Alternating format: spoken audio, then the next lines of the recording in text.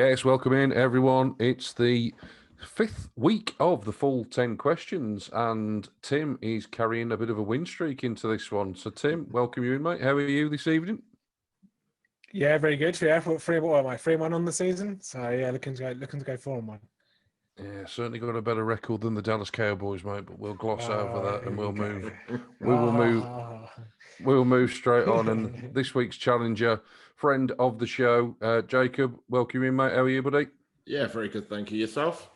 Yeah, I am very good indeed, mate. I was thinking actually when I found out that you were coming on today, how relieved are you that you decided to attempt your world record last year instead of this year? Tell me about it. This year, if I nearly put it off as well, and if I'd have put it off, obviously couldn't have done it this year. There's a good chance I just never would have done it. So, yeah, very, very glad. Are you happy that no one gets to attempt it this year? Yeah. I was to say there's one silver lining to 2020, and I'm not sure this really counts. It's my record's safe for a year at least. Absolutely, mate. A well-deserved record. It's going to take some beating, mate. I'm sure somebody will have a crack at it at some point, but as you say, certainly staying in the record books for at least another 12 months. Right, mate, let's see if we can get you in the record books this week on the full 10 questions for the season. We still have Adam in the lead after his week 2 victory. The only defeat Tim has tasted so far this year. So without further ado, fellas, and with the power of technology, let's share the screen and share the questions with you and the viewers at home. And let's get into this week's edition of the full 10 questions. So, fellas, here we go. Coming up, your first question, of course. Question number 1. How many teams scored 40 points or more in week 5? Were there 1? Were there 2? 3 or 4 teams that scored over 40 points or more?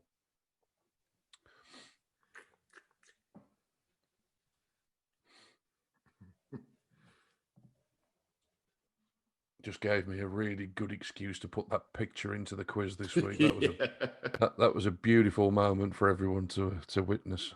Incredible.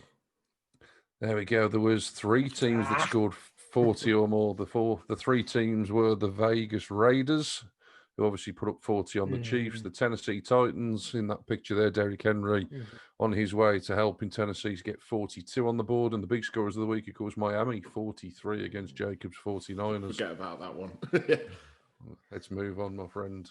Jacob on the scoreboard first. So, Tim playing from behind. Question number 2.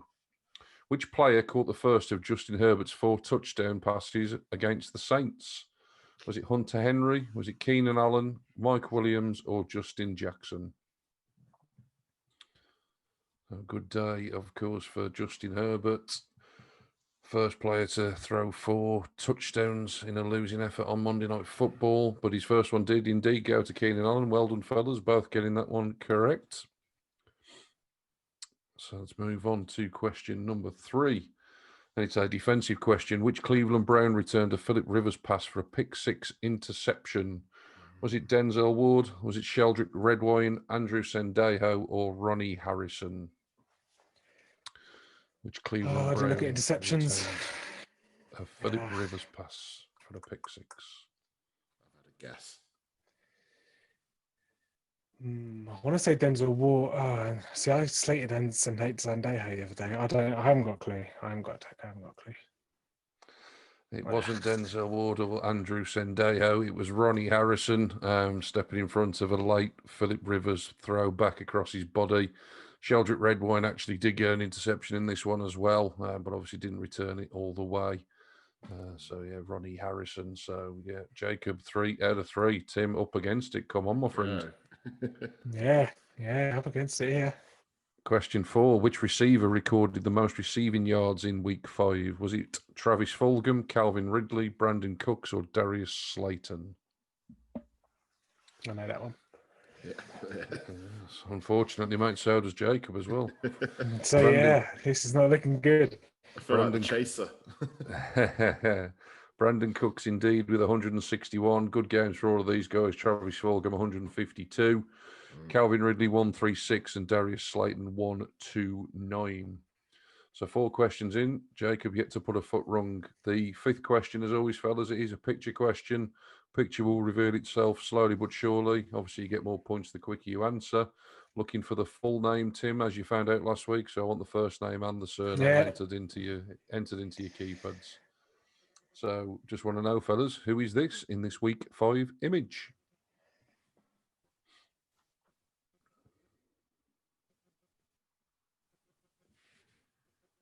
Oh. Oh, I'm gonna go with you. Oh no, I don't even know. Oh. There's some in and there's some are in. Oh, I don't know how to spell it. It's all coming clear now, though. The baseball cap is probably going to help. That's what I was waiting for. Yeah, it is indeed. I wasn't sure if it was 1 N or 2. No, he even spelt it correctly as well, mate. It was indeed Dan Quinn. Finally got his marching orders, obviously, after the Falcons slipped to 0 and 5. So, yeah, Dan Quinn there in that one. Jacob's on for a full house here. Question number 6. Which quarterback threw for more yards in the Eagles at Steelers game? Quite simply, was it Carson Wentz or was it Ben Roethlisberger? You have to go quick on that one and guess, I think. It was Carson Wentz. Carson Wentz with 258 to Big Ben's 239. So, yeah, Carson Wentz. And that's the first mistake from Jacob. So, Tim has clawed himself back into this one. Oh, this is a classic. This is a classic. Question 7. Jameson Crowder paced the Jets in receiving with 116 yards. With just 24 yards, who was the Jets' second leading receiver? Was it Jeff Smith, Chris Hogan, Braxton Berrios, or Chris Herndon? That offensive juggernaut known as the New York Jets. I can see, fellas, you've both got this on the tip of your tongue. You were so eager to watch the Jets on Sunday Night Football, weren't you? Oh dear, I don't know. I've had a guess. I can't remember. I'm gonna go I've with had a guess. Yeah, based on a name I heard a few times. I was gonna go Herndon, but I only thought I didn't think he had that many.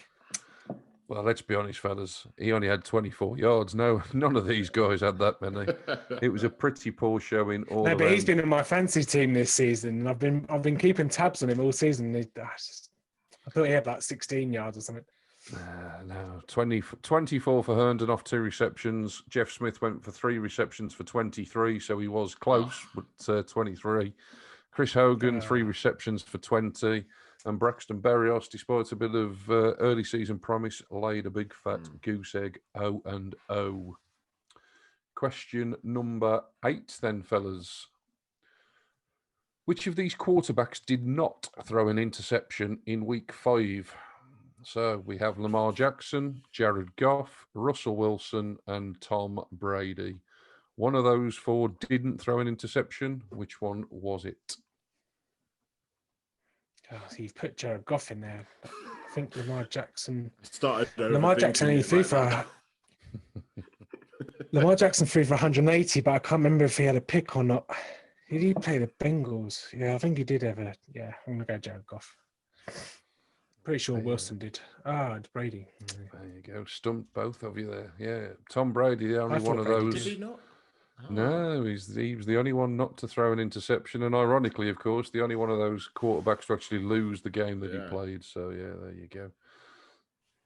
All right, fellas, now moving on the scoreboard. Question 9, how many field goals did Jason Sanders connect on for Miami in their win over the 49ers? It certainly was too many. Was it 3, 4, 5, or 6?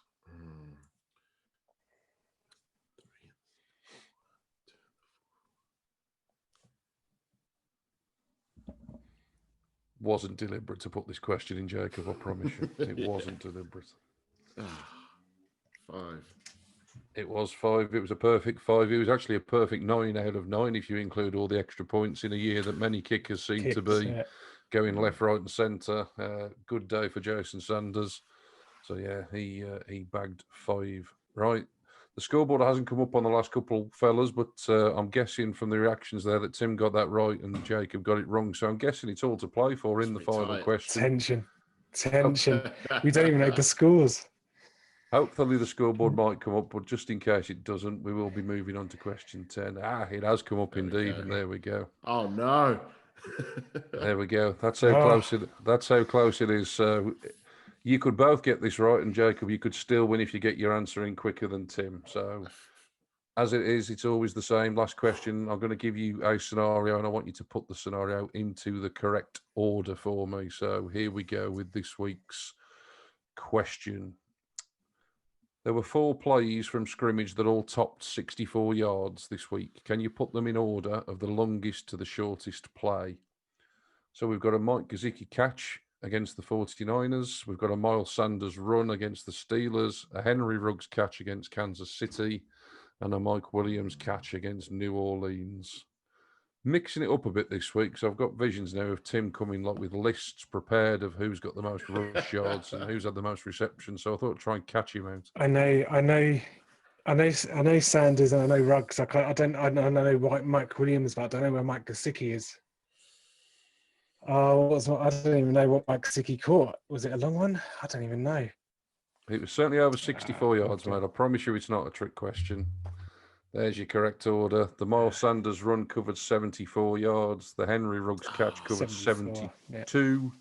Mike Gesicki's catch went for 70 yards. And the Mike Williams catch for the Chargers against New Orleans went for 64. I got so there we go. Wrong. Yeah. There we go, boys. So, of course, as always, no one finishes third. But, of course, second place, it started off perfectly, Jacob, but the back five caught you out. Feel like the Falcons. Loving your work, mate. Falcons, nice. So, Tim, even with a 5 out of 10, just on the basis of getting the answers in a slightly bit quicker, you do hold on to take the victory, and you do improve indeed to 4-1 on the year, mate. How does that feel? I mean, backs against the wall first five, wasn't it? Yeah, I'm delighted with the result. Fair play indeed, mate. You can come on for another week. We will let you keep representing us. Jacob, thanks ever so much, mate. Great bit of fun. Always nice to speak to you and get you involved. Where can people interact with yourself on Twitter, mate? Yeah, you can follow me on Twitter at JBBFootball. Same on Instagram there as well. So feel free to get in contact. Absolutely, mate. Brilliant. Really appreciate your time. That's it then, folks, for another edition and for another week. We'll be back next week to quiz you on your Week 6 knowledge. So make sure you keep those eyes peeled to the action. And we will see you soon. In the great words of Kevin Cadle, it's bye-bye for now. Bye.